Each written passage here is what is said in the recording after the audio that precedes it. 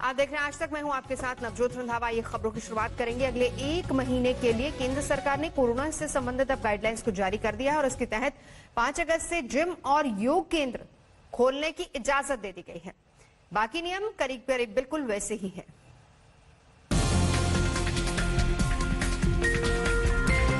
Unlock यानी lockdown में पाबंदियों की तीसरी किश्त से सबसे बड़ी राहत मिली है जिम मालिकों को। कई दिनों से जारी जंग के बाद केंद्र सरकार ने कोरोना प्रोटोकॉल के साथ जिम खोलने की इजाजत दे दी है। देखिए 1 अगस्त से शुरू हो रहे अनलॉक 3 में क्या क्या बड़े बदलाव हैं। अभी तक नाइट कर्फ्यू लागू था, 1 अगस्त से इसे खत्म कर दिया गया है। जिम खोलने पर पाबंदी थी, 5 अगस्त से शर्तों के साथ इजाजत दे दी गई है।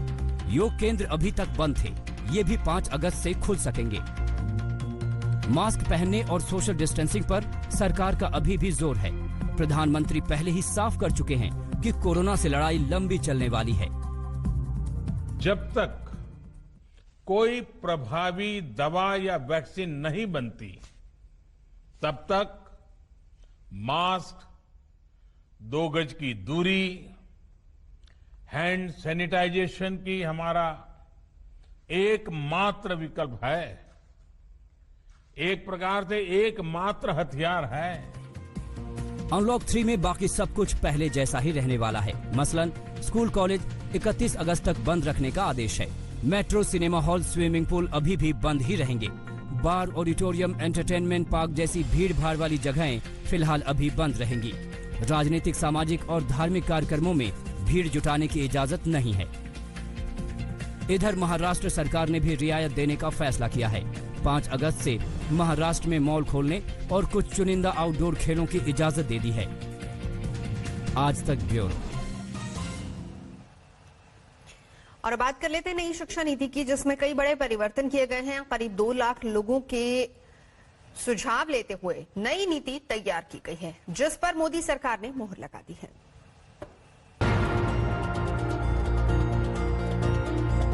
आखिर 34 साल बाद बदल गया हिंदुस्तान में शिक्षा नीति का पैटर्न। पंचायत से लेकर जिला स्तर तक मंथन के बाद आखिरकार शिक्षा नीति पर बनी 2 कमेटियों की सिफारिश को मंजूरी मिल गई। करीब 2 लाख सुझाव के बाद नई शिक्षा नीति तैयार की गई है। मानव संसाधन मंत्रालय का नाम बदलकर अब शिक्षा मंत्रालय कर दिया गया। अब 10+2 को अलग अलग फॉर्मेट में 5+3+3+4 के फॉर्मेट में बदल दिया गया है। अब स्कूल के पहले 5 साल में प्री प्राइमरी स्कूल के 3 साल और क्लास 1 और 2 सहित फाउंडेशन स्टेज शामिल होंगे। फिर अगले 3 साल को क्लास 3 से 5 की तैयारी के चरण में विभाजित किया जाएगा।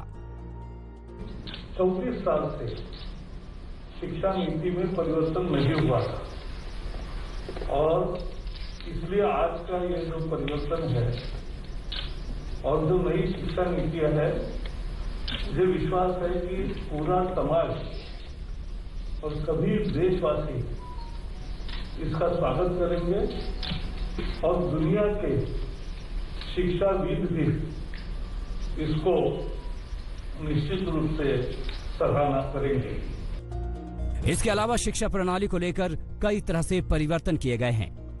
सभी इंस्टीट्यूट के लिए एक एंट्रेंस एग्जाम होगा। क्षेत्रीय भाषाओं में भी ऑनलाइन कोर्स होंगे। 2030 तक हर जिले में या उसके पास कम से कम एक बड़ा मल्टी सब्जेक्ट हाई इंस्टीट्यूशन होगा।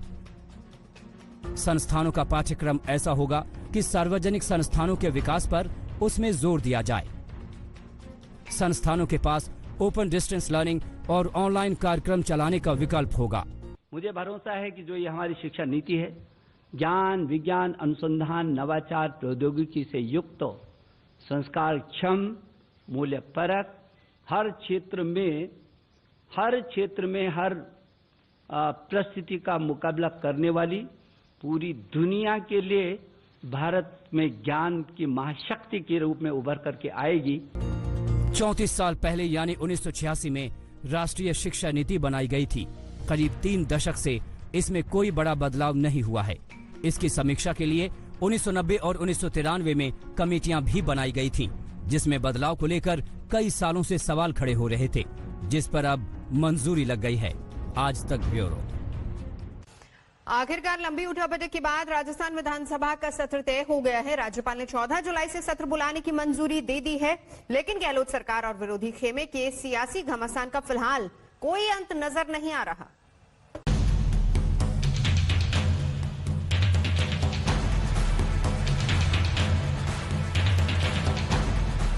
गहलोत के नंबर गेम पर संकट के बादल मंडराते दिख रहे हैं, क्योंकि बीएसपी विधायकों का मामला फिर से हाईकोर्ट पहुंच चुका है।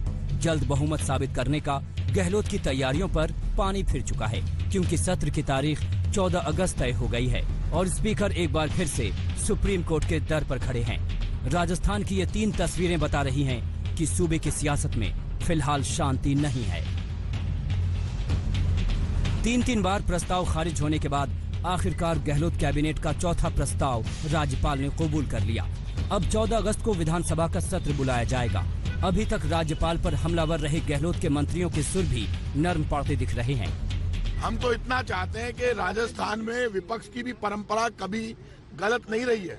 भारतीय जनता पार्टी के नेताओं से भी मैं अपील करूंगा कि वो जो भी बयानबाजी करे वो संविधान के अनुसार करे और इस तरह से करे जिससे विधानसभा कमजोर नहीं हो।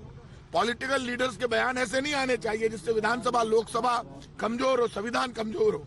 हमारे राज्यपाल महोदय में तो कोई टकराव ही नहीं है, लेकिन भारतीय जनता पार्टी पिछले 10 दिन से जिस तरह की बयानबाजी कर रही है वो ना राजस्थान के हित में है ना देश के हित में है। उधर बीएसपी विधायकों की अयोग्यता के सवाल पर हाईकोर्ट में आज भी सुनवाई जारी रहेगी।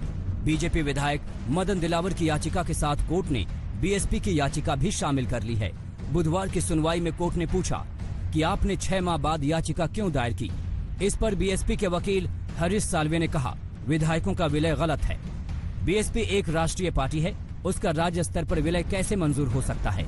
मामले पर अगली सुनवाई आज दोपहर 2 बजे होगी। पायलट गुट के विधायक भंवरलाल शर्मा ने भी एसओजी की कार्रवाई के खिलाफ हाईकोर्ट में अर्जी दी है। भंवरलाल का नाम टेप कांड से जोड़ा गया था। राजस्थान की सियासत में जारी तमाम अटकलबाजियों और अनिश्चितताओं के बीच राज्यपाल ने कोरोना संकट के चलते स्वतंत्रता दिवस पर राजभवन में होने वाला कार्यक्रम भी रद्द कर दिया है। जयपुर से शरद कुमार के साथ आज तक ब्यूरो। राम मंदिर की एक्सक्लूसिव 3D तस्वीरें आ गई हैं और अयोध्या में 5 अगस्त को भूमि पूजन के साथ ही भव्य राम मंदिर का निर्माण शुरू हो जाएगा।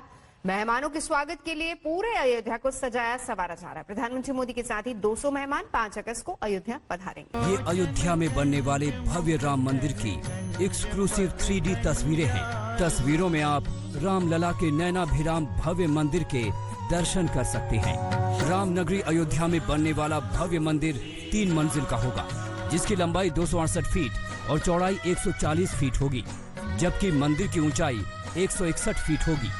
गर्भगृह, सिंह द्वार, अग्रभाग, नृत्य मंडप और रंग मंडप में कोई बदलाव नहीं। 5 अगस्त को शुभ मुहूर्त में प्रधानमंत्री नरेंद्र मोदी अयोध्या में राम मंदिर के लिए भूमि पूजन करेंगे।